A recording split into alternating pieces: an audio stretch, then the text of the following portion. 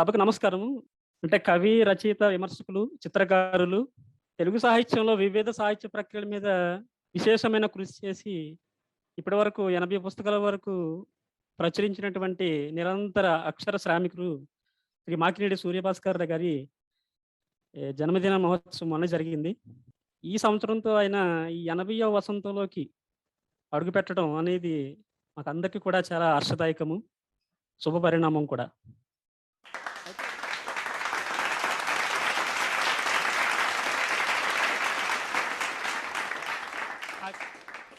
Aditya degree కళాశాల కాకినాడ నుంచి శ్రీ తేజేశ్వరరావు గారు అంటే తెలుగు శాఖాధిపతిగా పనిచేస్తున్నారు.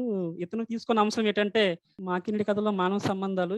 ముందుగా మా గురువు గారు శ్రీ మాకినేడి సూర్యభాస్కర్ గారికి పాదాభివందనాలు తెలియజేస్తూ, ఈరోజు తెలుగు భాషా దినోత్సవం కనుక అందరికీ కూడా, పెద్దలందరికీ కూడా తెలుగు భాషా దినోత్సవ శుభాకాంక్షలు తెలియజేస్తూ, వాస్తవికతకు ప్రాధాన్యతనిస్తూ జటిలమైన సిద్ధాంతాన్ని సామాన్య పాఠకునికి సైతం అర్థమయ్యేలాగా సరళంగా కథను నడిపించడం, దానిలో అంతర్లీనంగా నైతిక మానవతా విలువలకు ప్రాధాన్యతనిస్తూ మానవ సంబంధాలను మరింత పదిలంగా దృఢంగా చేస్తూ పాఠకునికి పుష్టి కలిగించేటటువంటి కథలు రాసేటటువంటి చిత్తప్రజ్ఞత కలిగినటువంటి గురువులు శ్రీ మాకినేడి సూర్యభాస్కర్ గారు.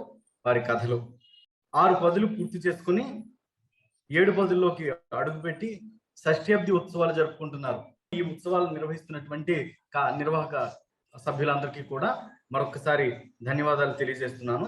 అయితే గురువు గారి గురించి ఒక 2 విషయాలు నేను చెప్పి, నాకు బాగా నచ్చినటువంటిది ఏంటంటే, మరెవ్వరూ ఇప్పటి వరకు నా జీవితంలో అలాంటి క్రమశిక్షణ ఎప్పుడు నేను వినలేదు, చూడలేదు ఎవరిని. అదేంటంటే 7 గంటలు, సాయంత్రం 7 లేకపోతే కాదు తప్పితే 8 గంటలకి నిద్రపోతే మరలా 1 గంటకి రోజు ప్రారంభిస్తారు గురువుగారు. నేను ఇప్పటి వరకు ఎక్కడ చూడలేదు, వినలేదు కూడా. అంటే రోజు తెల్లవారుజాము 1 గంటకి మొదలవుతుంది అనమాట. అంటే 1వ గంటకే మొదలై మిగతా గంటలన్నీ కూడా ఉపయోగించుకొని తన జీవితంలో సుమారు 80 వరకు రచనలు, ఆ రచనలు ఇంకా ఎక్కువ చేసిన రచనలకు నోచుకున్నటువంటివి 80 పుస్తకాలు ఉండడం విశేషం. కొన్ని పుస్తకాలు మాత్రమే చదివాను, ఇంకా చదవాల్సినటువంటివి ఉన్నాయి. పరిశోధన చేయాలని అనుకోవడం, ప్రారంభించడం కూడా నిజంగా నా యొక్క అదృష్టంగా భావిస్తున్నాను. మరి మానవ సంబంధాలు అడుగంటిపోతున్నాయి. నైతికత, ధర్మము, న్యాయము అనేటటువంటి మాటలకు వక్రభాష్యం పట్టేసాయి, కొత్త మాటలు వచ్చేస్తున్నాయి. మనిషిని కాదని, మమతలు కాదని, చెల్లవని ఎక్కడికో ఏవో ఊహల్లో పరిగెడుతున్నటువంటి రోజులివి. మరి అలాంటి ఈ రోజుల్లో తప్పనిసరిగా అందరూ తెలుసుకోవాల్సినటువంటి, చదవాల్సినటువంటి కథలు మా గురువు గారు రాసినటువంటి అంతఃసౌందర్యం అనేటటువంటి పేరుతో వచ్చినటువంటి కథలు. ఈ అంతఃసౌందర్యం అనేటటువంటి పేరుతో మొత్తం ఒక 12 కథలు రావడం జరిగింది. ఈ 12 కథలను ఒక పుస్తకంగా అంతఃసౌందర్యం అనేటటువంటి పేరుతోనే రచించారు ఆయన. మరి ఇవి 10 సంవత్సరాల పాటు, అంటే 1991 నుండి 10 సంవత్సరాల పాటుగా రాసినటువంటి అనేకమైనటువంటి కథలను ఒక పుస్తక రూపంలోకి తీసుకొచ్చి, దానికి అంతఃసౌందర్యం అనేటటువంటి పేరుతో, అంటే బాహ్య సౌందర్యం కాదు, మనకు కనిపించేటటువంటి పాత్రలు, వారు మాట్లాడుతున్నటువంటి మాటలు, వారి యొక్క మనసులో ఉన్నటువంటి భావాలకు ఒక్కొక్కసారి మాత్రమే ప్రత్యేకలుగా వారు నిలుస్తూ ఉంటారు అనేది అంతఃసౌందర్యంలో కనిపిస్తుంది. అయితే నేను తీసుకున్నటువంటి టాపిక్ ఏంటంటే, ఈ కథల్లో మానవ సంబంధాలు ఏ విధంగా ఉన్నాయి. ఈ మానవ సంబంధాల్లోకి వెళ్ళడానికి ముందుగా నేను అసలు ఈ కథలు ఏమేమి ఉన్నాయనేది ఒకసారి చెప్తాను. అంతఃసౌందర్యం పుస్తకంలో ముఖ చిత్రం, పుస్తకం యొక్క పేరు కూడా అంతఃసౌందర్యమే. ఆ కథ ఆంధ్రప్రభలో 1951వ సంవత్సరంలో రావడం జరిగింది. రెండవది భేషజం, బడాయి అన్నమాట, ఆంధ్రభూమిలో 1991లో రావడం జరిగింది. మూడవది విద్యార్థి అనేటటువంటి కథ, ఆంధ్రభూమిలో 1992లో వచ్చింది. ఆక్రోశం అని చెప్పేసి మరొక కథ ఉంది, స్వాతి పత్రికలో 1993లోను. అలాగనే మంచి చెడు అనేటటువంటి మరొక కథ మయూరి పత్రికలో 1993లో రావడం జరిగింది. బాధ్యత తెలుగు విద్యార్థి అనేటటువంటి పత్రికలోను, వెర్రి కోరిక ఆంధ్రజ్యోతిలోను, అల్లుడుకో అవార్డు అనేటటువంటి కథ తెలుగు విద్యార్థిలోను, అలాగనే క్రీస్తు శకం 2050 అనేటటువంటి కథ గీతాంజలిలో 1997లోను, స్వర్గం జారిపోయింది అనేటటువంటిది తెలుగు విద్యార్థిలో 1998లోను, అలాగే ఆగస్టు 15 అనేటటువంటి కథ 2003లో, ఇలా ఒక 10 ఏళ్ల పాటు రాసినటువంటి కథలు ఒక పుస్తకంగా అంత సౌందర్యంగా తీసుకొచ్చారు మాస్టర్. మరి ఈ కథల్లో అంత సౌందర్యం అనేటటువంటి కథ నన్ను బాగా ఆకర్షించింది. అది ముఖ్యంగా ఈరోజు చాలా కుటుంబాలకు అవసరమైనటువంటిది. ఎందుకంటే మనం ముందే అన్నట్లుగా మానవ సంబంధాలు అడుగంటుకుపోతున్నాయి. దేనికి ప్రాధాన్యత ఇస్తున్నారో, దేనికి ప్రాధాన్యత ఇవ్వకూడదో అలాంటి పరిస్థితులు కూడా మనకి కనిపించడం లేదు. మరి ఇక్కడ పరంధామయ్య, పార్వతమ్మ అని చెప్పేసి వారికి ఒక కూతురుంది. ఆ కూతురు శ్రీలత. ఒకరోజు వంటగదిలో ఉన్నప్పుడు ఆమె అనుకోకుండా అలా బయటికి వెళ్ళడం, మరలా వంటగదిలోకి వెళ్ళినప్పటికీ ఇదివరకే వెలిగించి ఉన్నటువంటి స్టవ్ గ్యాస్ బయటికి రావడం, ఆ తర్వాత తనకి ముఖానికి కాలిపోతుందన్నమాట. సో ఈ ముఖం కాలిపోయినప్పుడు ముఖం మీద అంతా మచ్చలు రావడం, కనుబొమ్మలంతా కూడా మారిపోవడం, ఇదంతా కూడా జరుగుతుంది. ఇది పెళ్ళైన తర్వాత. పెళ్లిలో ఆమె భర్త శంకర్రావు ఆమెనే పెళ్లి చేసుకుంటానని పట్టుపడతాడు. తన తండ్రికి కూడా చెప్తాడు, ఈమెను తప్ప వేరెవ్వరిని వివాహం చేసుకోను, పట్టుబట్టి మరి పెళ్లి చేసుకుంటాడు శంకర్రావు. కానీ ఇలా ఎప్పుడైతే జరిగిందో ఆ తర్వాత ఎక్కడికైనా తీసుకువెళ్ళడానికి ఇష్టపడేవాడు కాదు. ఒకసారి అనుకోకుండా తన స్నేహితుడు నిర్వహిస్తున్నటువంటి ఒక కార్యక్రమానికి తీసుకుని వెళ్తాడు. వెళితే అక్కడ స్నేహితులందరూ కూడా అతన్ని, ఆమెను సరిగా చూడకపోవడము, ఇతనితో ఏదో జీవితం అంతా కోల్పోయింది, నీ భార్య ముఖం ఇలా అయిపోయింది కాబట్టి ఇంక నీకు జీవితం లేదు, ఇంకా నీ బతుకింతే అన్నట్లుగా చూడడము, ఇలాగ ఎప్పుడైతే అంటున్నారో అంతో అతను చాలా బాధపడతాడు. మళ్ళీ ఆలోచించుకుంటూ ఉంటే నా బాధ అంతటికీ కారణం కూడా నా భార్యే, ఇలా ముఖమంతా పాడైంది కాబట్టి ఇక నాకు ఈమె వద్దు అనేటటువంటి దానికి వచ్చి ఒక 2-3 నెలలు వీళ్ళు గొడవ పడతారు. గొడవ పడిన తర్వాత ఆమె పుట్టింటికి వెళ్ళిపోతుంది. ఏ తల్లిదండ్రులైనా కూడా కూతురు అల్లుడు ఇద్దరు వస్తారనే అనుకుంటారు. ఒక్కతే వచ్చింది, అది కూడా పెట్టెపట్టుకుని వచ్చిందంటే కాస్త మనసులో ఏవేవో అనుమానాలు బయటికి రావడం జరిగింది. సో చెప్పమ్మా, భార్య భర్తలు అన్నాక ఏదో కిర్చిలాట్లు ఉంటాయి, ఏమన్నా గొడవ పడ్డారా, అల్లుడేమైనా అన్నాడా అని తల్లి అడుగుతుంది. చెప్పదు విషయం. తర్వాత ఆ రోజు రాత్రి భోజనం అయిన తర్వాత పరంధామయ్య కూతురు దగ్గర కూర్చుంటాడు. పార్వతమ్మ కూడా అక్కడే ఉంటుంది. అమ్మా, ఏమైనా సమస్య ఉందా, మీరేమైనా గొడవ పడ్డారా అని చాలా సున్నితంగా అడుగుతాడు. అడిగితే పెద్ద గొడవేమీ లేదు, నన్ను ఇప్పుడే ఆ మాటలు ఏమి అడగండి, నేనేమి చెప్పను, ఆయనే చెప్తాడులే అని దాటిస్తుంది, వెళ్ళిపోతుంది. ఇది ఇక్కడ ఈమె పరిస్థితి. ఎవరు ఏమడుగుతారో అని అనుకుంటూ ఉంటుంది, కానీ మనస్సులో మాత్రం ఇది వరకు వారి యొక్క దాంపత్య జీవితాన్ని గురించి ఎలా జరిగింది అనేటటువంటి విషయాల గురించి తలుస్తూ ఉంటుంది అనమాట. మరి ఇదిలా ఉండగా ఈమె పరిస్థితి, అక్కడ శంకర్రావు పరిస్థితి ఏమిటి? బస్సు దగ్గరికి వచ్చి ఆమెను ఎక్కించిన తర్వాత ఆమె అంటున్న మాటలన్నీ తనకు గుర్తొచ్చాయి. అరే, విడాకులు ఇవ్వడానికి కూడా సిద్ధంగా ఉంది అని కూడా చెప్తుంది, మీరు ఇచ్చినా పర్వాలేదని కూడా చివరి మాటగా చెప్పి వెళ్ళిపోతుంది. ఆ మాటను గుర్తొచ్చి నిజంగా అయితే తను ఆనందపడతాడు, కానీ ఆ ఆనందం మనసులో ఉందా అంటే లేదు. అదే అంత సౌందర్యం. మరి మానవ బంధాలు ఆ ముడిపడి ఉన్నాయి. ఎక్కడుంది? వివాహంలోనే ముడిపడి ఉన్నాయి. అలా ముడిపడినటువంటి సంబంధం ఇక్కడ మరలా ఆమె విడాకులు ఇస్తానని లేకపోతే ఇచ్చినా పర్వాలేదని వెళ్ళిపోయినప్పుడు ఆ మాటలన్నీ గుర్తుకొస్తుంటే ఒకవైపు ఆనందంగా ఉన్న మనిషి మాత్రం తన మనస్సులో ఇలాంటి భావన రాలేదు. మళ్ళీ అక్కడి నుంచి బయలుదేరాడు. ఎలా వెళ్ళాలో ఎక్కడికి వెళ్ళాలో తెలియలేదు. సినిమా హాల్ కనిపించింది, ఏ సినిమాయో తెలియలేదు. లోపలికి వెళ్ళాడు, కూర్చున్నాడు, అయిపోయింది. అప్పుడే సినిమా అయిపోయిందా, ఒంటరిగా ఇంటికి వెళ్ళాలా అని చెప్పి ఇంటికి వెళ్ళాడు. ఇంటికి వెళ్ళిన తర్వాత పడుకున్నాడు. నిద్ర పడుతుందా? నిద్ర లేదు. అన్ని ఆమె తలుపులే. ఇలాంటి తలుపుల్లో ఆయన మరలా లైట్ ఆఫ్ చేశాడు. ఎప్పుడు నిద్రలో జారుకున్నాడో తెలియదు. తెల్లవారితే మరలా ఆఫీస్కి వెళ్ళాలి. ఆఫీస్కి బండి మీద వెళ్ళేవాడు రోజు. అయినా పొద్దున్నే కాఫీ ఇచ్చేది, ఏం కావాలో అడిగేది, ఈరోజు ఏం చేయమంటారో అడిగేది. ఇన్ని అడిగినా ఆ మనిషి ఈరోజు లేదు. లేకపోతే ఏదో తెలియని వెలితి తనలో అక్కడ కనిపించింది. ఆ ఇంట్లో తను ఒక్కడే ఒంటరిగా నిలబడిపోయానని అనిపించింది. మనసులో ఏదో తెలియని ఒక బాధ తన్ని వెంటాడుతున్నట్లుగా అనిపించింది. ఆఫీస్కి వెళ్ళాడు. సో ఇక ఆఫీస్కి వెళ్ళిన తర్వాత పరిస్థితి ఏంటి? ఇక్కడ ఎవరెవరు ఎలా ఉన్నా, ఏ సరదాలు ఉన్నా, తన ఆలోచన మాత్రం తన జీవితం గురించే ఉంది. ఒకవైపు ఆనందంగా ఉన్నాడు, మరోవైపు మాత్రం లోపల మాత్రం మనస్సులో గుచ్చుతూ ఉందన్నమాట. భార్య పరిస్థితి ఏంటి, అక్కడ ఎలా ఉందో ఏంటి, ఇలాంటి ఆలోచనలు అలా తలపుల్లో మెదిలే. సాయంత్రం అయిపోయింది, మరలా ఎక్కడికి వెళ్ళాలి? సో మళ్ళీ సినిమాకి వెళ్ళాడు. ఆ రాత్రి కూడా అలాగే గడిచిపోయింది. ఇలా రాత్రులు గడుస్తున్నాయి. ఏం చేయాలో తెలియలేదు. ఓ రోజు సాయంత్రం గడిచిన తర్వాత, ఆఫీస్ అయిపోయిన తర్వాత ఒక మిత్రుడు ఆర్ట్ ఎగ్జిబిషన్కి వెళదామా అని అడిగాడు. ఆర్ట్ ఎగ్జిబిషన్కి వెళదామా అని అంటే, సరే పద, మంచిగానే అడిగాడు, ఎందుకంటే నాకు ఇంటికి వెళితే తోచట్లేదు, సరే వెళదామని చెప్పేసి నేను వెళ్ళడం మొదలుపెట్టాను. సరే వెళ్ళిన తర్వాత అక్కడ వాటిలో ప్రకృతి వర్ణనకు సంబంధించినటువంటి ఒక మంచి ఆర్ట్ అని కనిపించింది. సో దాన్ని కొనుక్కున్నాడు. అక్కడి నుంచి ఇంటికి వెళ్ళాడు. ప్రకృతిని చూడగానే తన యొక్క ప్రకృతి సాహిత్యము ఇవన్నీ కూడా మానసికంగా ఆనందాన్ని కలిగించేటటువంటివి. ఆ తర్వాత పడుకునేటప్పుడు అతనికి అనుకోకుండా ఒక వ్యాసం దొరుకుతుంది.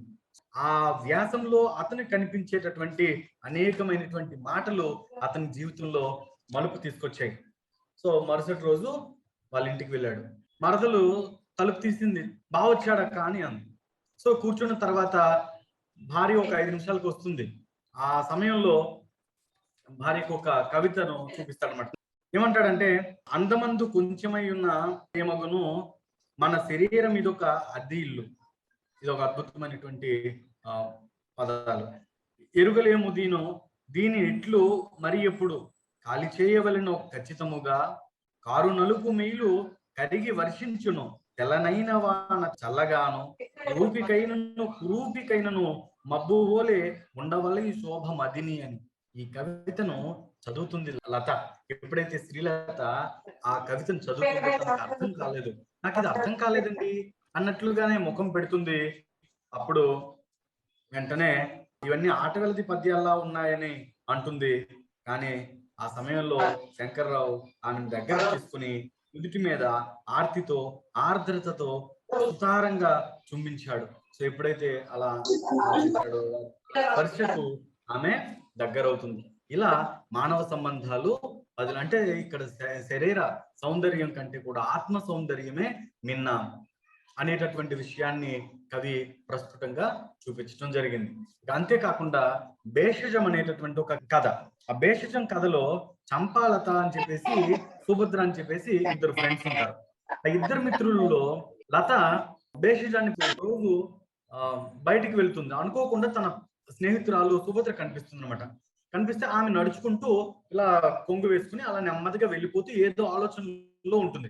అలా ఆలోచనలో ఉన్నటువంటి ఆమె దగ్గరికి వెళ్ళి పిలుస్తుంది అనమాట. సుభద్ర సుభద్ర భద్ర భద్ర అని పిలిస్తే ఆమె తనకు వినిపించలేదు, వెళ్ళిపోతుంది. దగ్గరికి వెళ్ళిన తర్వాత ఒక్కసారి ఇట్లా కొట్టి, ఈ రోజు ఇలాంటి పరిస్థితి కూడా లేదు, కరోనా కదా, సో దగ్గరికి వెళ్ళడమే కష్టం. సరే మొత్తానికి ఆమె ఇలా చేతితో అన్న తర్వాత చూస్తుంది అనమాట.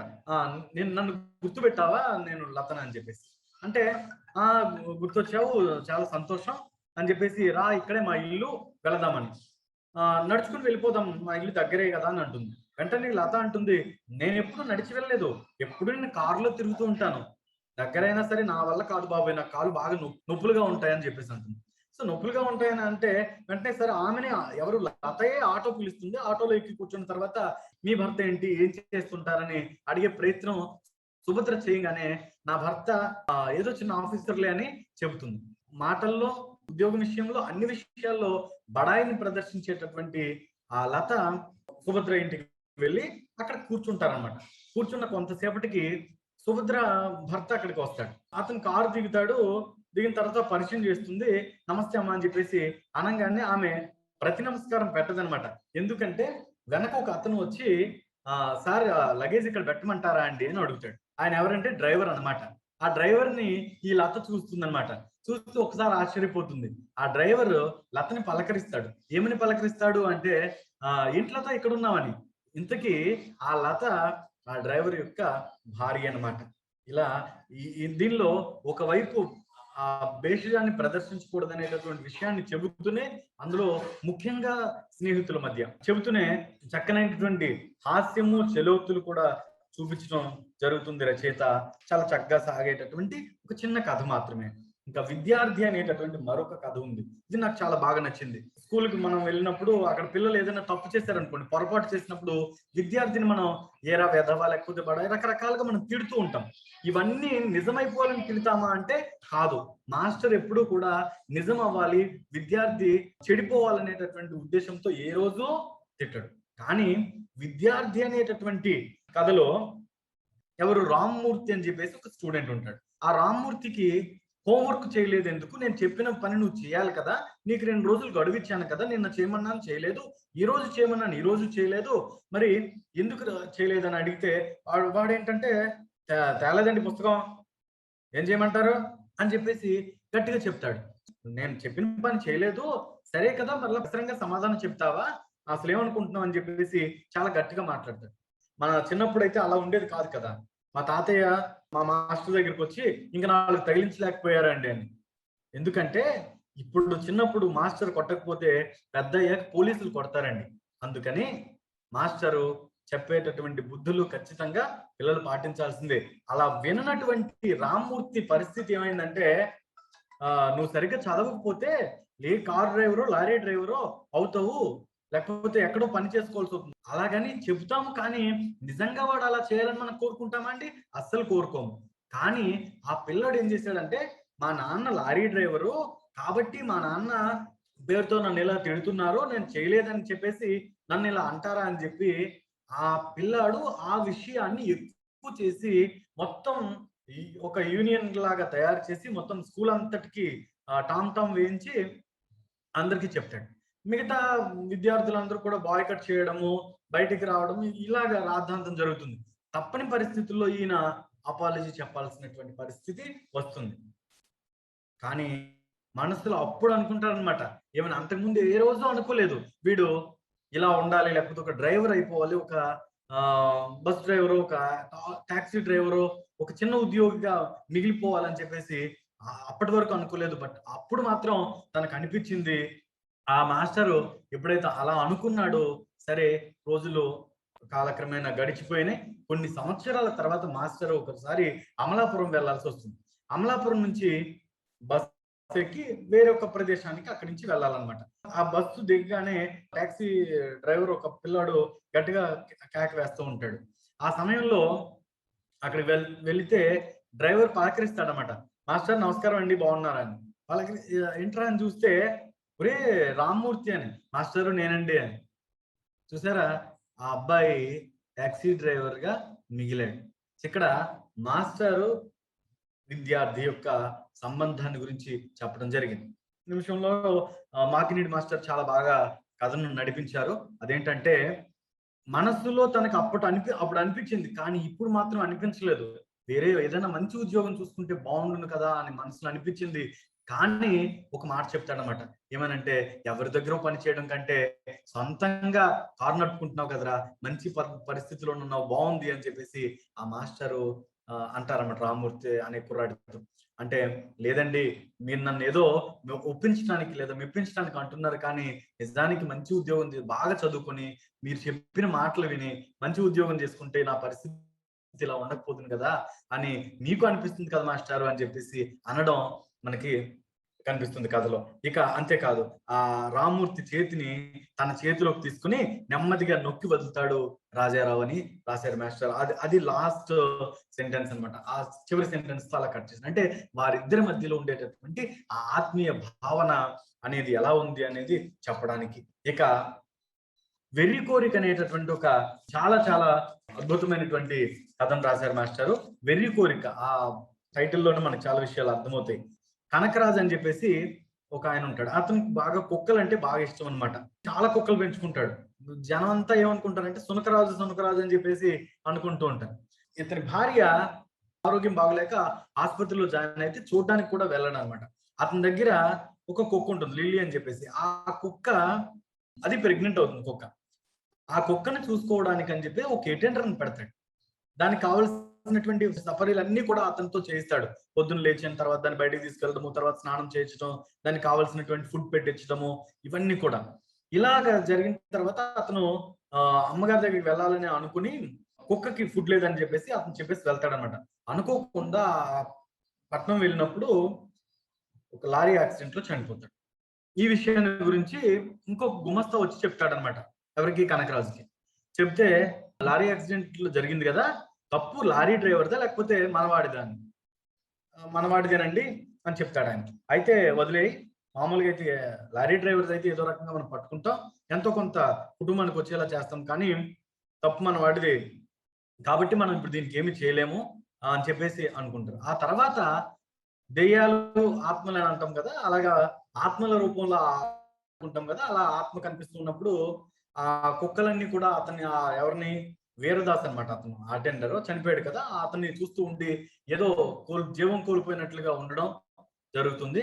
అప్పుడు ఆ ఆత్మ అనుకుంటుందట, మాట్లాడుతుంటుంది ఏమనంటే, ఆ నాలాగా మనిషిలా పుట్టడం కంటే, ఒక అటెండర్ గా ఈ కుక్కలకు సేవ చేయడం కంటే, ఇలాంటి ఇంట్లో ఒక కుక్కలాగా పుట్టినా కూడా బాగుంటుంది అని చెప్పేసి ఈ కథలో కూడా మానవ సంబంధాలను ప్రస్ఫుటం చేశారు గురువుగారు.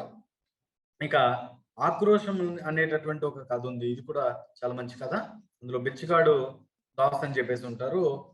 ఆయన కూడా బిచ్చగాళ్ళ యొక్క పరిస్థితి ఈ రోజుల్లో ఎలా ఉంది, మానవ సంబంధాలు ఏ విధంగా అట్టడుగుపోతున్నాయి. సో మనందరికీ తెలుసు, ఇదివరకు బిచ్చగాళ్ళు ఒక 2 ఇళ్ళకి వస్తే చాలు, మనం ఏదో కాస్త అన్నం పెట్టేవాళ్ళం. ఈరోజు కనీసం గంజి పోసేవాళ్ళం. కుక్కర్లు వచ్చాయి, గంజి పోయింది. కూరలు అన్ని కూడా మనం ఫ్రిడ్జ్‌లో వచ్చినాయి, ఫ్రిడ్జ్‌లో పెట్టేసుకుని దాచుకుంటున్నాము. ఇదివరకు అయితే మనం తిన్నగా ఉన్నది లేకపోతే ముందుగానే కొంత తీసి పెట్టడమో జరుగుతుంది.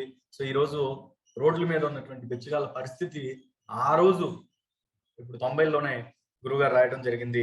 ఈ విధంగా ఈ అనంత సౌందర్యం అనేటటువంటి కథలలో మానవ సంబంధాల గురించి గురువుగారు ప్రస్తావించారు. ఈ యొక్క అవకాశం ఇచ్చినటువంటి గురువు గారికి, అలాగనే మిత్రులందరికీ కూడా, పెద్దవారికి అందరికీ కూడా నా నమస్కారాలు తెలియజేస్తూ సెలవు తీసుకుంటాను. ధన్యవాదాలు. చక్కని కథ మా ముందు వినిపించి 90 దశకం నాటి సామాజిక కుటుంబపరమైనటువంటి విషయాలని, మానవ సంబంధాలు ఎలా ఉంటాయో వాటిని వినిపించినందుకు చాలా సంతోషం. ఎందుకంటే ఎక్కువమైన 4 కథల్లో అసలు మాకినీడి గారి కథన శైలి ఎలాంటిది అనేది మాకు తెలిసింది దీని ద్వారా. ఆమె అనే కవితా సంపుటి ద్వారా ఆయన కవన శైలి తెలిస్తే, ఇందులో అంత సౌందర్యం అనేటువంటి కథల్లో కథన శైలి ఎలాంటిది అనేది చాలా చక్కగా చూపించారు. ముఖ్యంగా మా అందరికి బాగా ఆకట్టుకున్న కదా అంత సౌందర్యము. అయితే నిజానికి మాకినీడి గారి పుస్తకాలు హైకు, నాని, వీటి విమర్శ తప్ప మేము ఈ కథల జోలికి ఎప్పుడు వెళ్ళలేదు. 90 దశకంలో ఉన్నటువంటి జ్ఞాపకాలు మాత్రం బలంగా, దృఢంగా మన మీద పడుతూ ఉంటాయి. ఎందుకంటే మనం ఏం కోల్పోయాము, మన జీవితంలో ఉన్న శూన్యాలు ఏంటి, మనం భర్తీ చేసుకోవాల్సినటువంటి అంశాలు ఏంటి, అవన్నీ కూడా ఇప్పుడు ప్రశ్నార్థకంగా మారాయి అన్నమాట. ఇందాక సార్ అన్నారు బిచ్చగాళ్ళ పరిస్థితి ఎలా తయారైంది అన్నారు కదా. మరి బిచ్చగాళ్ళ పరిస్థితి ఇలా తయారవ్వబోతుంది అనేది ఆయన 90 దశకం చెప్పాడంటే, కవి అనే కాంతదర్శి కాదు, రచయిత కూడా కాంతదర్శి అని చెప్పడానికి ఒక చక్కని నిదర్శనం ఇది. చాలా చక్కగా విశ్లేషించారు సార్ మీరు.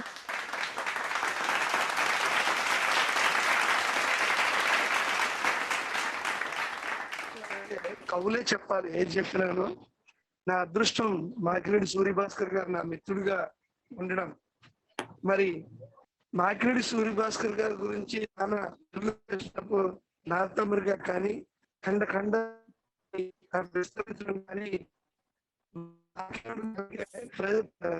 అది ప్రెస్టేజ్ గా మెచ్చుకుంటాం. చాలా మంచి కీర్తి, ఎనలేని కీర్తి తెచ్చిపెట్టారు. అంతకన్నా నాకు చాలా మంచి మిత్రుడైన మాకిరెడ్డి సూర్యభాస్కర్ మాకిరెడ్డి వంశానికే చాలా విమర్శకులుగా ఉండడం, కవులుగా ఉండడం వేరు, విమర్శకులుగా చాలా గ్రంథాలు ఆయన విమర్శ చేశారు. మహా నిష్ణాతుడు సబ్జెక్ట్ లో, ఇంగ్లీషు, తెలుగు, సైన్స్ అన్ని సబ్జెక్ట్స్ లోని కూడా ఆయన ఎక్స్పర్ట్. అటువంటి ఆయన మరి షష్ఠబ్ది వేడుకల్లో పాల్గొన్న ప్రముఖులు ఎవరెవరైతే ఉన్నారో, మార్కాపురం దగ్గర నుంచి, ఖమ్మం దగ్గర నుంచి, మరి ఆంధ్ర, తెలంగాణ, తెలుగు రాష్ట్రాలు పాల్గొన్న వారందరికీ కూడా నమస్సుమాంజలు, అలాగే మా అభినందనలు. ఎందుకంటే ఈ రోజుకి ప్రత్యేకత ఉంది. అలాగే మాకిరెడ్డి గారు ఎన్ని పుస్తకాలు రాస్తారో మేము అన్ని చూస్తున్నాం. మాకు అవకాశం ఇచ్చినందుకు, మాట్లాడినందుకు కూడా మీ అందరికీ కృతజ్ఞతలు.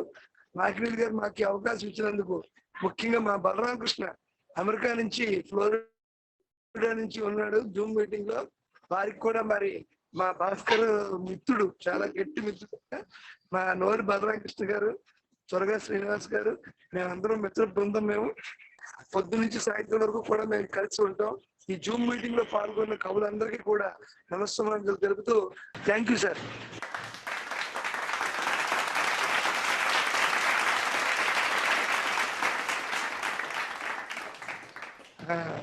చాలా చక్కగా మరి మాకినేటి వారి యొక్క 3వ మీటింగ్ ఇది. అద్భుతమైనటువంటి స్పందన అన్ని రకాల ప్రాంతాల కవుల నుండి వస్తుంది. ఆయన గురించి 4 ముక్కలు శ్రీనివాస్ గారు చెప్పినట్టుగా ఆయనతో కలిసి పనిచేసాం, అది మా అదృష్టం. వంతెన, గోడ 2 సిమెంట్ తోటే కడతారు, కానీ గోడ విడగొడుతుంది, వంతెన కలుపుతుంది. ఇలా మాకినేటి వారు అందరినీ కలుపుతారు తన సాహిత్యం ద్వారా. కవులనే కాదు, అందరినీ కూడా ఒక్కటిగా చేసే కవిత్వం అయింది. అలాగే పాయసం ప్లేట్లో పెట్టుకుని మనం ఏ మూల నుండి తిన్నా తీయగానే ఉంటుంది. అలా మాకినేటి వారి యొక్క ఏ రచన అయినా కూడా అంత చక్కటి రసానుభూతిని అందిస్తుంది. కర్పూరం నుండి పరిమళాన్ని, గంగ నుండి పవిత్రతను, మాకినేటి వారి నుండి సాహిత్యం. మింగికి చుక్కల తోడు, చుక్కలకి జాబిల్లి తోడు, జాబిల్లికి వెన్నెల తోడు, మనకి మాకినేడి తోడు. ఆయన రచనలు చదివి చూడు, నీ లైఫ్ అంతా ఒకటే స్పీడు అనిపిస్తోంది ఆయన చూస్తుంటే. 2 ఒడులు ఉన్నాయట ఈ ప్రపంచంలో, అమ్మ ఒడి, కవి ఒడి. 2 గొప్పవే. అమ్మ ఒడి వారి పిల్లల్నే తన ఒడిలో తీసుకుంటుంది, కానీ కవి ఒడి అందరినీ తనలో తీసుకుంటుంది, లాలిస్తుంది, మురిపిస్తుంది, మైమరపిస్తుంది. అలా ఆ మాకినేడి ఒడిలో అందరూ కూడా చక్కగా కేరింతలు కొట్టి ఎంతో ఉన్నత స్థాయికి ఎదిగినటువంటి మహోన్నతమైనటువంటి మహనీయులు ఎంతో మంది ఉన్నారు. అందులో మా ఆత్మకూరు రామకృష్ణ గారు, ఇందాక మాట్లాడిన రెడ్డి గారు, మరి వ్యాఖ్యాత అందరినీ కోఆర్డినేట్ చేస్తున్నారు. ఆయన ఎవరో చాలా బాగా మాట్లాడుతున్నారు. ఆయన కూడా చాలా సింపుల్ గా జోవియల్ గా మాట్లాడుతున్నారు. ఆయన్ని రాజమౌళి గారు చూశారంటే సినిమాలు బుక్ చేస్తారు గ్యారంటీగా, అంత గ్లామర్ ఉంది ఆయనలో. అంత చక్కటి ఈ సభలో మరి నాకు కూడా అవకాశం ఇచ్చారు. ఈవేళ మాతృభాషా దినోత్సవం అన్నారు. మరి తన వెంటని సిరి లక్ష్మి వెంట అనే పద్యంలో మరి ముందు తెలుగు భాష వస్తే మిగతా భాషలు ఆటోమేటిక్గా వచ్చేస్తాయి. అది మనందరం కూడా గుర్తించాలి. అది ప్రప్రథమంగా మా మాకినేడి వారు గుర్తించారు. చాలా సంతోషం. చివరిగా మరి విశ్వామిత్రుడు రామలక్ష్మణుడు అడవిలోకి వెళ్తుంటే మరి విశ్వామిత్రుడి కేసి లక్ష్మణుడు వెనక్కి తిరిగి చూస్తున్నాడు. రాముడితో అన్నాడు, అన్నయ్య విశ్వామిత్రుడు గారు మనం వస్తున్నావా లేదా అని చూస్తున్నాడైనా, ఎందుకంటావు అస్తమాటికి అంటే నాకు డౌట్ అన్నాడు. లక్ష్మణుడు అన్ని సందేహాలే. రాముడు ఏమన్నాడంటే, తమ్ముడు నువ్వే వెళ్ళి అడుగు ఆయన్ని డౌట్ అన్నాడు. విశ్వామిత్రుడిని వెళ్ళి అడిగాడు, మహర్షి ఏమిటి వెనక్కి అలా చూస్తున్నారంటే, ఏముందయ్యా ఈ సన్నివేశంతో నా రోల్ అయిపోతుంది, తర్వాత రామాయణంలో నేను కనపడను. ఆ రాముడి యొక్క ముఖారవిందాన్ని చక్కగా చూసి తిలకిద్దామని పులకిద్దామని. అలా మేమందరం కూడా ఏదైనా సాహితీ సభలో మాకినేడి వారు ఉన్నారా అని చూస్తాం వేదిక మీద. అది ఆయన చూడగానే గ్యారంటీగా కూర్చోవాలరా చివరిదాకా, ఆయన ఏదో కొత్తదనం ఉంటుంది ఆయన ప్రసంగంలో అనే చమక్కులు వినిపిస్తారు. ఇప్పుడు నిర్వాహకులు అందరూ కూడా అద్భుతమైనటువంటి ప్రసంగులు చేస్తారు. చాలా సంతోషం. అమెరికాలో ఉన్నటువంటి నాకు కూడా అవకాశం ఇచ్చారు. మరి వారింటి పేరు మాకినేడి. సాహిత్యం ఉండలేదు ఆయన్ని వీడి. ఆయన అక్షరాలు కవితలు చాలా వాడి ఉష్ణం ఉష్ణేన శీతలం అన్నారు. సూర్యుడు భాస్కరుడు కదా, 2 కలిస్తే వేడి పెరగదు, చల్లదనం వస్తుంది. ఆయన కవిత చదివినా అలాగే ఉంటుంది. అందరికీ కూడా ధన్యవాదాలు.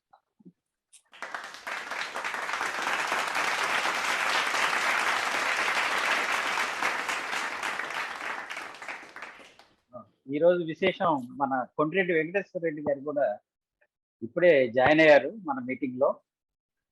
వారిని కూడా ఆహ్వానిస్తున్నాం ఈ జూమ్ వేదికకి. వారు కనిగిరి నుంచి మాట్లాడుతున్నారు. అయ్యా రామకృష్ణ గారు నమస్కారం అండి. నమస్కారం సార్. గరుడ్ నాయుడు గారు వేరే సమావేశం నుంచి ఇప్పుడే వచ్చాను. దాని సారాంశంతో మా నోరు బలరామకృష్ణ చక్కగా మాట్లాడాడు. ఈ ఆనందం నాకు కలిగింది ఈ చిట్ట చివరిలో అయినప్పటికీ, ఎందుకంటే వదులుకోలేము. అలాగే ఇంకోటి ఏంటంటే, మీరు ఇచ్చే ప్రసాదం మొదటి దాంట్లో తప్పనిసరి పరిస్థితి వచ్చి మధ్యలో బయటికి వెళ్తే అప్పుడు కొండ్రెడ్డి వారి యొక్క ఉపన్యాసం వినలేకపోయాను. ఇప్పుడు కనీసం కొంతసేపు అయినా వారు చెబుతారు కనుక నేను చాలా ఆనందిస్తాను. ఎందుకంటే మాకు అందరికీ నిత్యము ఆనందం కలిగించే కవి మాకినేడి. కాకినాడలో మొన్న నేను అన్నట్టుగా మాకు అందరికీ కూడా దీపధారిగా ఉన్నాడు ఆయన. ఆయన గురించి ఇలా జరపడం మీ అందరూ కూడా పెద్దలు. ఎందుకంటే చాలా మంది ఇప్పటికి షష్టి పూర్తి చేసుకున్న వాళ్ళు ఉన్నారు, కానీ ఒక శతావధాన విధానంలో ముందు నుంచి నెలకొక్కటి అనే ప్రణాళిక వేసి వారానికి ఒక్కటి చొప్పున జరుపుకుంటున్నాం. ఇవి మాకినేడి గొప్పతనం. ఎందుకంటే ఎంతమంది అభిమానులు ఉంటే ఈ కార్యక్రమ సరళి ఎలా ఇంకా చక్కబడుతూ చిక్కనవుతుంది. అంతమందిని సాధించుకున్నాడు మా మాకినేడి. వయసులో పెద్ద ఆయన కనుక ఆశీర్వదిస్తూ ఆయన యొక్క మహత్వానికి వారి తండ్రి గారికి నమస్కారములు. అవకాశం ఇచ్చినందుకు పెద్దలందరికీ ధన్యవాదాలు.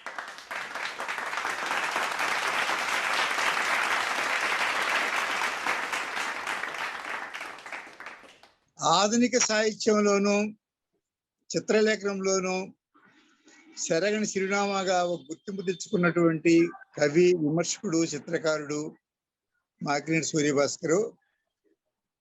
ఈ సూర్యభాస్కర్ గారు నాకు అద్దేపల్లి రామమోహన్ రావు గారి ద్వారా పరిచయం అయినాడు. ఆయన నాకు గురువు గారు అద్దేపల్లి వారు. నాకు డిగ్రీలో తెలుగు లెక్చరర్ గా పనిచేశాడు ఆయన. అట్లా గురువు. పైగా సాహిత్యంలోకి వచ్చిన తర్వాత ఆయన అనుసరించి పోతూ ఉండటం వల్ల మాకినేడి అట్లా పరిచయం అయినాడు నాకు. అయితే నేను చిత్రాలు వేయడం కూడా ఒక అబ్స్ట్రాక్ట్ ఆర్ట్ ని నేను చేయడం మొదలెట్టాను. దీన్ని మన రాష్ట్ర ప్రభుత్వం వారు ప్రింట్ చేయాలని చెప్పేసి అనుకున్నారు. దానికి ఆమోదం తెలిపారు. కాకపోతే నేను వేసిన చిత్రకళ నేనుగా చెప్పుకోలేను. నేను చిత్రాలు అయితే గీస్తున్నాను, కానీ నేను ఎక్కువగా తరిపిది పొంది తర్వాత అందులో లోతుపాతులు బ్రహ్మాండంగా స్టడీ చేసి ఈ ఆర్ట్ వేసినటువంటి వాడిని కాదు. కాబట్టి చిత్రాలు నాకు ఏదో చేతికి వచ్చినాయి, నా ఊహకు వచ్చినాయి, గీసేవాడిని. ఈ చిత్రకళకి ఎవరి చేత ముందు మాట రాయించాలా, ఎవరో ఒకరి ముందు మాట రాయాలి కదా, ఏమిటి విపులీకరించాలి కదా. అట్టేటప్పుడు మాకినేడిని నేను సంప్రదించడం జరిగింది. మాకినేడు వెంటనే అంగీకరించాడు. అంగీకరించి నా చిత్రాలకి నాకు తెలియని ఊహలను ఎన్నో చెప్పాడు. అందులో నా చిత్రాలను తీసుకొని స్థూల నైరూప్య భావ వ్యక్తీకరణ కొన్నిటి చిత్రాలంటూ శీర్షిక పెట్టి అద్భుతమైనటువంటి వ్యక్తీకరణతో నా చిత్రాల్లో ఇంత గొప్పతనం ఉందా అంటూ నేను మళ్ళీ తమిడుకొని చూసుకునే విధంగా ఆయన ముందు మాట రాశాడు. ఆ ముందు మాట చదివిన తర్వాత నాకు చిత్రకళ మీద అభిరుచి ఇంకా పెరిగింది. ఎందుచేతంటే నా చిత్రాల్లో కూడా ఒక గొప్పతనం ఉన్నట్లుంది, లేకపోతే మాకినేడి లాంటి వాళ్ళు చిత్రలేఖనానికి ఇంత మంచి మాట రాసినాడు అని చెప్పేసి నేను ఇంకా చిత్రాలు వేయడం అందులో పిచ్చోడిని అయిపోయాను ఇప్పుడు ఆ చిత్రకళలో. ఇక ఇంట్లో కూడా నాకు కొంచెం ఇబ్బందులు ఇచ్చినాయి, ఎదురైనవి మాకినేడి వల్లనే. ఎందుకంటే ఈ చిత్రాల కోసం ఈ క్యాన్వాసులు కొనాల. నిన్న క్యాన్వాస్ లో డజన్ తెప్పిస్తే 8,000 రూపాయలు. ఏమో ఇటు తగలబెడుతున్నావు, డబ్బులన్నీ ఇటు పైసా కొనేవాడు ఎవడు లేకపోయా, నువ్వేమో బొమ్మలు గీసి ఆడ పెడతా ఉన్నావు అని చెప్పి ఇంట్లో ఒకటే కూడా మా ఆవిడ, నీకు తెలియదులే, అది నీకు లక్షలు అమ్ముతుంది, నీకేం తెలుసు, వస్తాయి అంటాడు, నువ్వు నాకు ఇట్లాంటి అబద్ధాలు చెప్పకాకు అని అంటుంది అనమాట. ఇట్లా తమాషాగా నేను ఇట్లా దీనిలో ఈ చిత్రకళను కూడా ఒక పక్క అరే వచ్చినటువంటి మన భావాలను ఎందుకు వదిలిపెట్టాలా అనుకొని ఈ చిత్రకళను కూడా నేను ఇట్లా ఇంప్రూవ్ చేసుకుంటూ వస్తుంటే దానికి టమాటా కారకుడు అయినటువంటి వాడు మాకినేడి అని నేను చెప్పుకోవచ్చు. అట్లాగే ఇప్పుడు మిత్రుడు మరి రామకృష్ణ ఏం చేస్తాడు, రామకృష్ణ తరిపిదైన వాడు. ఆయనకి కళ అంటే ఏ విధంగా ఎట్లా చేయాలా, ఎట్లా ఈ డ్రాయింగ్ వేయాలా, దాంట్లో ఉన్నటువంటి రంగులు ఏ విధంగా ఉంటాయి అని అన్ని కూడా తెలిసినటువంటి వాడు ఆయన ఏమంటాడంటే, సార్ మీ చిత్రాలలో లైఫ్ ఉంది, మీరు వేయొచ్చు చిత్రాలు, ఏమి ఇబ్బంది లేదని చెప్పి అన్నాడు అనమాట. ఈ విధంగా మిత్రులు నాకు అంటే దాదాపు విజయవాడ నడిబొడ్డున ఇటువంటి మిత్రులు నాకు తటస్థపడడం వల్ల ఇట్లా సాహిత్యంలోను ఇట్లా చిత్రలేఖనంలోను కూడా నేను కొంత పరిశ్రమ చేయడానికి అవకాశము కలిగిందనేటువంటిది నాకు ఒక ధైర్యాన్ని ఇచ్చారనమాట. చిత్రాలు కూడా నేను వేయవచ్చు, ప్రదర్శనలు పెట్టవచ్చు అనేటటువంటి ధైర్యాన్ని ఇచ్చింది మరి మాకినేడు రామకృష్ణ. ఈ ఇద్దరు కూడా నాకు ఎంతమంది కొంతమంది మిత్రుల్ని ఈ గ్యాలరీకి సంబంధించిన మిత్రులను కూడా రామకృష్ణ పరిచయం చేస్తూ మీరు ఒక సందేహం ఇవ్వాలి సార్, ఒక మాట రాయాలి సార్, ఒక ఇదేది రాయాలి సార్ అని చెప్పి ఏదో నాకు కొంత ప్రోత్సాహాన్ని ఇస్తుంటాడు అప్పుడప్పుడు. కాబట్టి మేమెక్కడో దూరంగా కనిగిరి ప్రాంతంలో ఉండేటువంటి వాళ్ళము ఎక్కువగా ఏం జరుగుతుంది అనేటువంటిది హైదరాబాద్ లో ఉండేటువంటి వాళ్ళకి లేకపోతే సిటీలలో ఉండేటువంటి వాళ్ళకి బాగా తెలుస్తుంది, కానీ మన బొట్టలకు బాగా తెలియదు. కానీ వాళ్ళు అప్పుడప్పుడు ఫోన్ చేసి కొన్ని ప్రేరణలతో ప్రేరేపిస్తూ మనలో దాగి ఉన్నటువంటి నైపుణ్యాన్ని బయటికి తీయటానికి వీళ్ళు మరి ఒక ఉపాధ్యాయుల్లాగా విద్యార్థిలో నుంచి ఒక సత్తాన్ని ఏ విధంగా బయటికి లాగుతామో ఆ విధంగా నాకు కూడా హెల్ప్ చేస్తున్నారేమో అనిపిస్తుంది అనమాట వీళ్ళిద్దరిని చూసినప్పుడు. కాబట్టి మాకినీడు పైగా ఈయన ఎటువంటి వాడంటే ప్రవృత్తి రీత్యా కవితార్చనలో కర్పూరమై కరుగుతూ సాహిత్య విమర్శనా రంగంలో నిష్పక్షపాత ఖడ్గమై జనిస్తూ రంగు రేఖల్లో సమాజాన్ని దర్శింపజేసే చిత్రకారునిగా సూర్యభాస్కర్ అమోఘమైన కృషి చేస్తున్నాడు. వాడు అంటే ఈ రెండిటిల్లో కూడా చిత్రలేఖనము ఇట్లా సాహిత్యంలో రెండిటిల్లో కూడా ఆయన అద్భుతమైనటువంటి కృషి చేస్తున్నటువంటి వాడు అన్నమాట. సూర్యభాస్కరు సమాజాన్ని పొరలుగా విప్పార్చి పరిశీలించి పరిశోధించి కల్మషాలను కవిత్వంలో కడిగేస్తూ నవ్యత కోసం భవ్యత కోసం కరణ ఆరాటంతో అర్చన చేస్తూ అభ్యుదయ కాముకుడు సూర్యభాస్కర్. అంటే పైన ఏదో కవిత్వం రాస్తున్నానంటే రాయడం కాదు, ఆ కవిత్వం లోపలికి వెళ్ళి లోచూపుతో కవిత్వం రాయడం చాలా కష్టం. ఈ రోజు మన శివారెడ్డి గారు అన్నట్టు కవిత్వము ముట్టుకోవడము అంటే అగ్నిని స్పర్శించడమే. కవిత్వాన్ని మనం ఏదో తేలిగ్గా 4 మాటలు చెబితే సరిపోతున్నాయి అనుకోవడం పొరపాటు.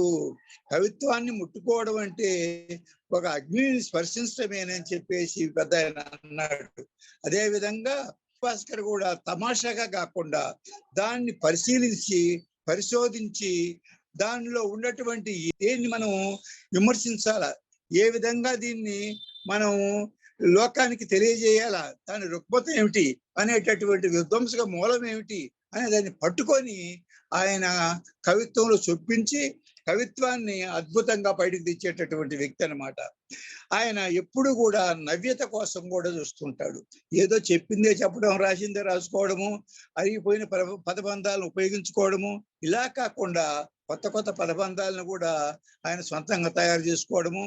ఆ విధంగా ఇమ్మని కవిత రాసినాము అంటే పోయిన కవితకి ఈ కవితకి కొత్తదనాన్ని ఏమి చెప్పాము, కొత్త వస్తువు కొత్తది కాకపోవచ్చు, కానీ అభివ్యక్తిలో కొత్తదనం ఏమిటి, ఈ అభివ్యక్తిలో కొత్తదనం ఏ విధంగా వస్తుంది అనేటటువంటి దానికోసం ఎక్కువ శ్రమించేటటువంటి వ్యక్తి భాస్కర్. ఎందుకంటే సూర్యభాస్కర్ లో ఉన్నటువంటి గొప్ప విషయం ఏమిటంటే అదే నవ్యత కోసం పాటుపడతాడు. అటువంటి గొప్పతనాన్ని మనం శ్లాఘించక తప్పదు. ఈయన సాహిత్యము చిత్రలేఖనంలో చేస్తున్నటువంటి కృషి ఈయన జీవితంలో ఒక భాగంగా చేసుకోవడం అనేటటువంటిది ప్రతి ఆర్టిస్ట్కి ప్రతి కళాకారుడికి ఉండాల్సినటువంటి ఒక పరమధర్మం. ఈ ధర్మము మన సూర్యభాస్కర్ లో చూస్తాం. ఎందుచేతనంటే అంటే మన యొక్క జీవితంలో ఒక భాగం చేసుకోవడం కళని, అది ఎంతో మందికి అది అబ్బనటువంటి విద్య. ఏదో తమాషాగా పని లేనప్పుడు 2 మాటలు రాసేసి ఆడ పడేయడము, వాటిని మళ్ళీ చూసుకోకుండా ఉండటము, ఏదో కవి సమ్మేళనం అంటే వాటిని జేబులో పెట్టుకొని పోయి టకటక చదివి ఎవరి కవిత వినకుండా పరిగెత్తుకుని బయటికి రావడము, ఇట్లాంటి చాలా మంది చేస్తుంటారు. అందరూ కవులమే అనుకుంటుంటారు. కానీ మన భాస్కర్ అటువంటి కవి కాదు. ఎందుకంటే అంటే ఇది ఒక జీవితాన్ని ఎవడైతే ఖర్చు పెట్టి తన వాల్యుబుల్ టయాన్ని ఎవడైతే ఖర్చు పెట్టి కవిత్వం రాస్తాడో లేకపోతే చిత్రాలు గీస్తాడో ఆ వ్యక్తికి చాలా చాలా ఆయనకు ఉండాల్సినటువంటి ఏమిటంటే ఒక దిగులు విచారం కూడా ఉంటుంది.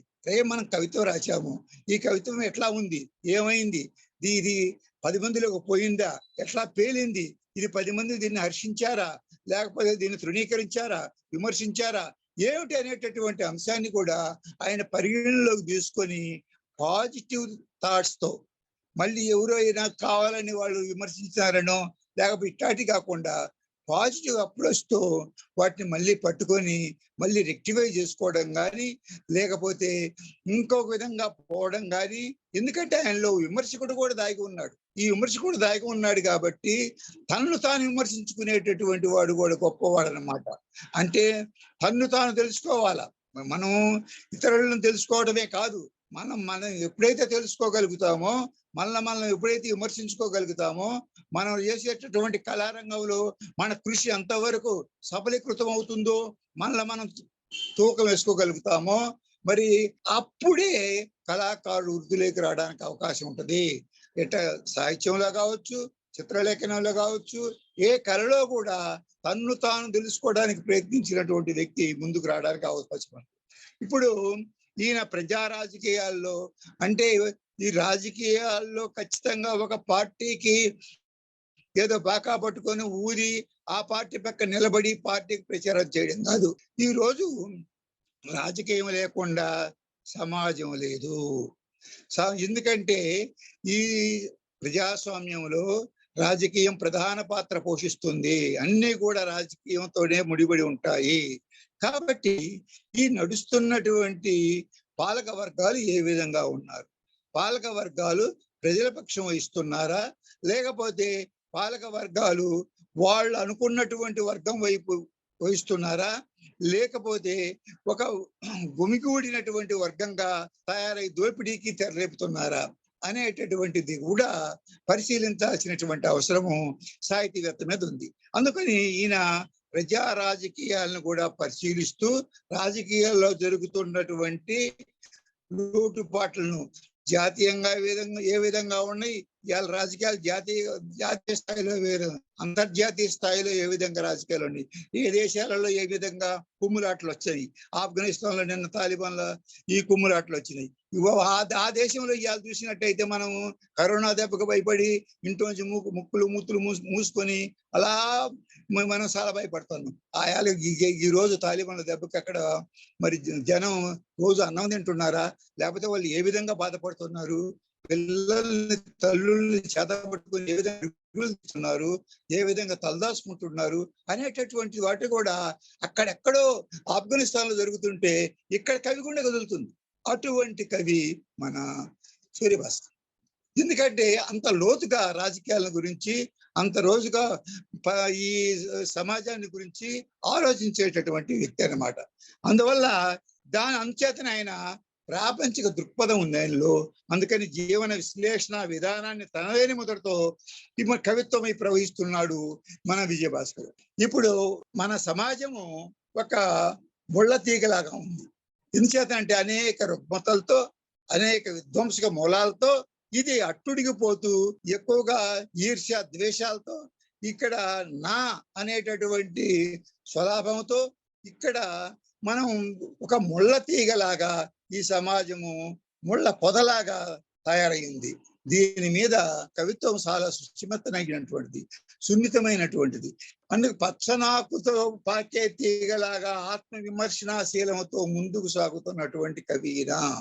అంటే ముళ్ళ కంప మీద పచ్చనాకు ఏ విధంగా పాకుద్దో ఆ ముళ్ళు తప్పించుకుంటూ అవి ఏ విధంగా ముందుకు వెళ్తుంటుందో తీగ, అదే విధంగా సమాజాన్ని ఒక పక్క విమర్శిస్తూనే సమాజంలో జరుగుతున్నటువంటి అన్యాయాన్ని ఆకలింపు చేసుకుంటూ వాటి మీద కొరడా జులిపిస్తూనే ఆయన కవిత్వమై ప్రవహించి 10 మంది చేత మన్నలు పొందడం కూడా చాలా గొప్ప విషయం అన్నమాట. ఆ సాహిత్యాన్ని రాయడమే కాదు, చిత్రాలు గీయడమే కాదు, ఎదుటివారి కవిత్వాన్ని ఆలోచిస్తాడు, అవలోకిస్తాడు, ఆలోచిస్తాడు, విశ్లేషిస్తాడు, వివేచిస్తాడు. ఇన్ని గుణాలు ఉన్నటువంటి వ్యక్తి విజయభాస్కర్. ఈ అవకాశాన్ని మళ్ళీ కల్పించినందుకు మీ యొక్క సమూహానికి నేను మరొకసారి కృతజ్ఞతాభివందనాలు తెలియజేస్తూ నేను విరమిస్తున్నాను.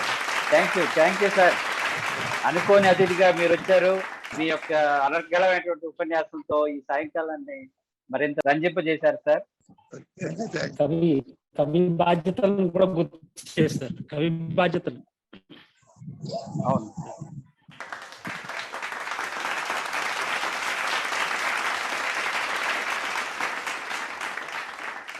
మాట్లాడతారేమో రజనీ కుమారి గారు, కాకినాడ నుండి. మాకినీడి మాస్టర్ని గురించి చెప్పడం నాకు మహా అదృష్టం అని నేను చెప్పగలను. కానీ ఆయన గురించి ఎంత చెప్పినా సరే చాలా చిన్న విషయం అనిపిస్తోంది నాకు. ఎందుకంటే మహాసముద్రంతో ఆయన కవిత్వాన్ని ఆయన పోల్చొచ్చు. సౌమ్యశీలి కూడా ఆయన. ఎవరితో అయినా సరే చాలా వినమ్రంగా మాట్లాడేటటువంటి వ్యక్తి ఆయన. ఈయన నాకు సాహిత్య విద్యార్థిగా నేను ఉన్నప్పటి నుంచి కూడా నాకు పరిచయం అండి. అంటే సాహిత్య విద్యార్థిగా ఉన్నప్పుడు నేను ఇక్కడ ఆదిత్య పాలిటెక్నిక్ కాలేజ్ లో చదువుకునేటప్పుడు మా మెథడాలజీ సార్ శ్రీ ర్యాలీ ప్రసాద్ గారండి, ఆయన నాకు పరిచయం చేశారు. వారి హైకూలు, నానీలు, అలాగే వారి యొక్క ఆధునిక సాహిత్యం మొదలైనటువంటివన్నీ కూడా. అలాగే 1-2 సార్లు ఆయన గెస్ట్ లెక్చరర్ గా కూడా వచ్చినప్పుడు ఆయన మాటల్ని కూడా విన్నాను. అలాగే తరువాత ఇప్పుడు ఉపాధ్యాయ వృత్తిలోకి వచ్చిన తర్వాత ఆయన్ని ప్రత్యక్షంగా చూస్తున్నాను. అలాగే ఆయన భావం కూడా అర్థమవుతోందండి. వచశ్రుత మాఖ్యాతి భావమాఖ్యాతి లోచనం అంటారు కదా, అలాగా మాట్లాడేటటువంటి మాట తీరును బట్టి ఆయన మనిషి ఎటువంటి వారు మనం చెప్పొచ్చు అని చెప్పేసి పెద్దలు అంటూ ఉంటారండి. ఆయన కంటే నేను చాలా చిన్నదాన్నండి, అయినప్పటికీ కూడా నన్ను టీచర్ గారు అంటూ మాట్లాడతారండి. చాలా గౌరవంగా మాట్లాడతారు. ఆయన రాసినటువంటి సాహిత్యం చాలా బాగుంటుందండి. అలాగే బాల సాహిత్యం నాకు ఎక్కువగా ఆయన రాసినటువంటి సాహిత్యం నాకు చాలా ఇష్టం అండి.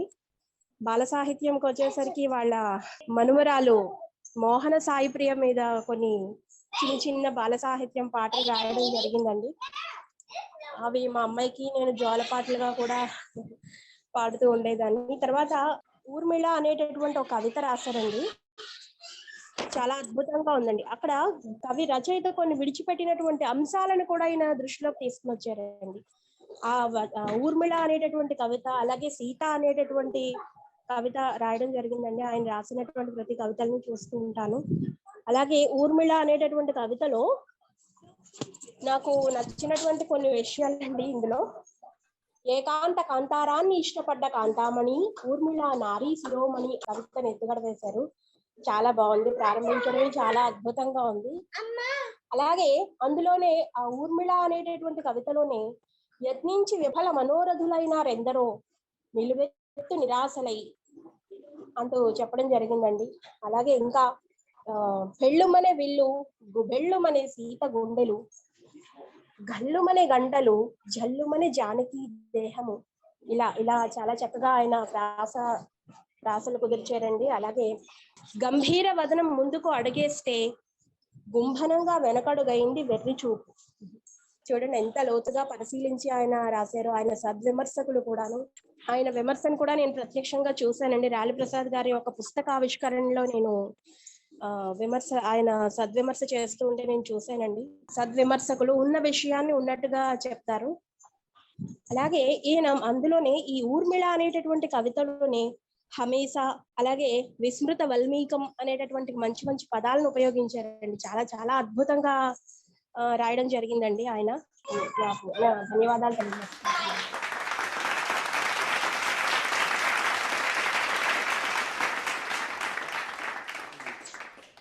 ఇక మరి మన కార్యక్రమం ఈరోజు ముగింపుకు వచ్చింది. ఈ 3వ సమావేశంలో చాలా చక్కగా అందరూ కూడా మరి కె మనోహర్ ఆయన సమన్వయం అనేది చాలా చక్కగా చాలా బాగా చేశారు. మరి మా శిష్యుడు అంటే ఆయన అలా అనుకుంటారు కనుక నేను కూడా అలా అనేస్తున్నాను. మరి ఆయన తేజేశ్వరరావు గారు మానవ సంబంధాలు, నా కథలో ఉన్నటువంటి మానవ సంబంధాలని చాలా మంచి కథల్ని ఎంచుకుని 4 కథలైనా కానీ మంచి కథ 4ని కూడా ఎంచుకుని ఆ మానవ సంబంధాలు అనేవి ఎట్లా ఉన్నాయి, ఏ రకంగా రూపుదిద్దుకున్నాయి నా కథల్లో ఇవన్నీ కూడా కూలంకషంగా చాలా చక్కగా చెప్పారు. ఈయన ప్రస్తుతం నా సాహిత్యం మీద పిహెచ్డి చేస్తున్నారు ఆంధ్ర యూనివర్సిటీ నుంచి. అది మరి త్వరగా పూర్తి చేసి డాక్టర్ అవ్వాలనేసి నేను కోరుకుంటున్నాను. లెక్చరర్ కనుక మరి ఆయనకి విద్యార్థి కథ బాగా నచ్చింది అనుకున్నాను. తర్వాత ఒక కథకి ఒక సరుకు కూడా ఇచ్చారు ఆయన. చిన్నప్పుడు మ్యాటర్ దెబ్బలు పడకపోతే పెద్ద అయ్యాక పోలీసు దెబ్బలు ఖచ్చితంగా పడాయనేసి ఇది చాలా చక్కటి కథ రాయచ్చు దీంతో తీసుకుని బాగుంది, మంచి మాట చెప్పారు. ఆయనకి కూడా నా కృతజ్ఞతలు. తర్వాత మరి ఇక అసంఖ్యాకంగా మనకి వచ్చినటువంటి వచ్చారు మధ్య సుధారాణి గారు కూడా మా హృదయపూర్వక నమస్కారాలు. మేఘన కూడా కనిపించింది. వారి కుటుంబం ముగ్గురు కూడా ముచ్చటగా ఈ సమావేశంలో పాల్గొన్నారు. ముఖ్యంగా ఆయన మరి జూమ్ వేదికని ఉచితంగా అందించినందుకు మరీ మరీ కృతజ్ఞతలు తెలియజేస్తున్నాను. తర్వాత మరి ఆత్మకూరు రామకృష్ణ గారు మొత్తం టెక్నికల్ సపోర్ట్ అంతా కూడా చూసుకుని ఎక్కడ ఎటువంటి అంతరాయం 2-3 సార్లు అంతరాయం వచ్చిన వెంటనే కూడా దాన్ని చక్కగా సవరించి మొత్తం కార్యక్రమాన్ని కూడా సజావుగా నిర్వహింప చేసినందుకు వారికి మరీ మరీ ధన్యవాదాలు. తర్వాత మరి నాగేశ్వర శర్మ గారిని, తాడిగడప సుబ్బారావు గారు వీళ్ళంతా వచ్చారు. వాళ్ళందరికీ కూడా కృతజ్ఞతలు. నూరి బలరామకృష్ణ గారు మరి వంతిన వంటి కవిత్వం అన్నారు, నాది నలుగురిని కలిపేటటువంటి పోయిట్రీ అన్నారు, చాలా ఆనందం.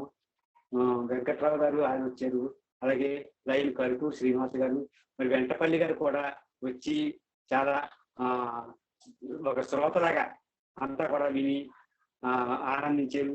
ఆయనకు కూడా నా హృదయపూర్వక నమస్కారాలు. సిహెచ్వి సుబ్రహ్మణ్యం గారు, అనురెడ్డి గారు, తర్వాత చింతపల్లి సుబ్బారావు గారు, సత్యనారాయణరావు గారు, శక్తి జాహ్నవి గారు వచ్చారు. మా సహోద్యోగులు వివిఎస్ శ్రీనివాసు, అలాగే త్వరగా శ్రీనివాసు వాళ్ళిద్దరు కూడా వచ్చారు. వివిఎస్ శ్రీనివాస్ గారు 2 మాటలు మాట్లాడి నన్ను ఉత్తేజపరిచారు. వాళ్ళ యొక్క సహ ఉద్యోగిగా నేను ఉండడం నా అదృష్టంగా భావిస్తున్నాను. వారికి ధన్యవాదాలు. అలాగే కోరా ప్రభ గారు, గోవిందరాజులు గారు, రజనీ కుమార్ గారు 4 మాటలే చెప్పినా కూడా మొత్తం చెప్పారు. తర్వాత ఆవిడకి ఊర్మిళ కవిత అంతా నచ్చడం నాకు చాలా ఆనందం కలిగించింది. వారు మరొకసారి ఉపన్యసిస్తారని నేను భావిస్తున్నాను. తర్వాత మరి లాస్ట్ అయినా లీస్ట్ కాదన్నట్టుగా కొండ్రెడ్డి వెంకటేశ్వర రెడ్డి గారు మరలా ఇంకొకసారి మొత్తం నా సాహిత్యం గురించి మళ్ళీ ఇంకొకసారి చెప్పడం అనేది చాలా చాలా ఆనందం కలిగించినటువంటి విషయం. వారి చిత్రలేఖనంకి ముందు మాట రాసే అదృష్టాన్ని నాకు కలిగించారు ఆయన. అందుకు వారికి మరీ మరీ ధన్యవాదాలు. గవర్నర్ గారు కూడా అక్కడే మరి వచ్చి ఈ సభలు ఇలా జరగడం అనేది బాగుందన్నారు. ఈ సభలు ఇలా జరుగుతున్నాయంటే దానికి నా మిత్ర కోటి వాళ్ళంతా కూడా బాధ్యులు. అది నేను నిమిత్త మాత్రాన్ని మొట్టమొదట విజయవాడ మిత్రులు మొదలు పెట్టారు. అట్లాగే తర్వాత మార్కాపురం మిత్రులు కూడా అలాగే మరి మేము కూడా ఉన్నామని చెప్పి వచ్చారు. అది వాళ్ళ యొక్క సహృదయత కానీ నా గొప్పతనం మాత్రం కాదు. ఇంకా శివం లక్ష్మి గారని, మా ఫస్ట్ అసిస్టెంట్ గారు ఎన్ఎస్ఎస్ వెంకటేశ్వరరావు గారు, మా మంచి స్టూడెంట్లో ఒక అమ్మాయి పిఎస్ఎల్ కుమారి, వీళ్ళంతా కూడా వచ్చారు. మరి వీళ్ళందరి యొక్క ఉనికితోటి ఈరోజు సమావేశం చాలా బాగా జరిగింది. అందరికీ కూడా పేరు పేరున ప్రతి ఒక్కరికి నా హృదయపూర్వక నమస్కారాలు తెలియజేసుకుంటున్నాను. సెలవు. అసలు ఈ కార్యక్రమానికి నన్ను దీన్ని వ్యాఖ్యాతగా అంటారో లేకపోతే సమన్వయకర్త అంటారో తెలియదు కానీ మీరు సమన్వయకర్త, సభాధ్యక్షులు కూడా. అదే అయితే సభాధ్యక్షులు అన్నిటికంటే ముఖ్యమైనది సభాధ్యక్షత అనేది. ఎందుకంటే ఎక్కడ కదలడానికి ఉండదు, ఎక్కడ మెదలడానికి ఉండదు. ఒక పైలట్ లాగా దాన్ని అందరినీ ఒక కంట గమనిస్తూ అందరి మాటలు వింటారు. మనోహర్ గారు మీరు ఈ కార్యక్రమానికి సమన్వయకర్తగా ఉండాలని చెప్తే నాకు అంతకంటే మహాభాగ్యం కావాలని చెప్పేసి నేను అందుకు ఒప్పుకున్నాను. అయితే అన్ని సాహిత్య కార్యక్రమాల్లో కవితలు లేకపోతే కథలు ఓకదంపుడు ప్రసంగాలు ఉంటాయి, కానీ ఇది ఒక ఆత్మీయ కార్యక్రమం కింద సాగింది. ఎందుకంటే మాకిరెడ్డి వారితో ఆత్మీయ అనుబంధం వాళ్ళందరూ కూడా ఇంకా భాగం పంచుకున్నారు. ఇంత సమగ్రంగా కార్యక్రమం అంటే 1 గంట జరుగుతుంది మీ జూమ్ మీటింగ్ ఎప్పుడు కూడా. అది 2 గంటల పైనే సుదీర్ఘ కార్యక్రమం జరిగింది. ఇది మాకు ఆత్మీయత పెంపొందింపజేసే కార్యక్రమం. ఇలాంటి మరిన్ని కార్యక్రమాలు ముందు మరి ఈ సిరీస్ ఎంతవరకు కొనసాగుతుందో నాకు తెలియదు, ఇంకెన్ని కార్యక్రమాలు ఉంటాయో తెలియదు. ఆ కార్యక్రమాలన్నీ కూడా అందులో భాగస్వామ్యం చేస్తారని, ఈ వెనక మేము ఉంటామని మీ జీవిత గమనంలో ఇవన్నీ కూడా తీపి గుర్తులు. మళ్ళీ అవకాశం రాదు. మళ్ళీ ఒక సావనీరు వచ్చేంత వరకు, ఆ సావనీరు మా చేతిలో పడేంత వరకు అవి మా గుండెలో పదిలంగా ఉంటాయి. ఇంత భాగస్వామ్యం చేసినందుకు మాకిడి వారికి, సాహితీ మిత్రులకు, శ్రోయాభిలాషులకు, రామకృష్ణ గారికి, ఇంకా అనేక నాకు తెలియని, నా దృష్టికి రాని అందరికీ కూడా ప్రత్యేక ధన్యవాదాలు చేసుకుంటూ సెలవు తీసుకుంటున్నానండి. నమస్తే. నమస్కారం అందరికి అండి. కూడా తెలుగు వాస దినోత్సవ శుభాకాంక్షలు.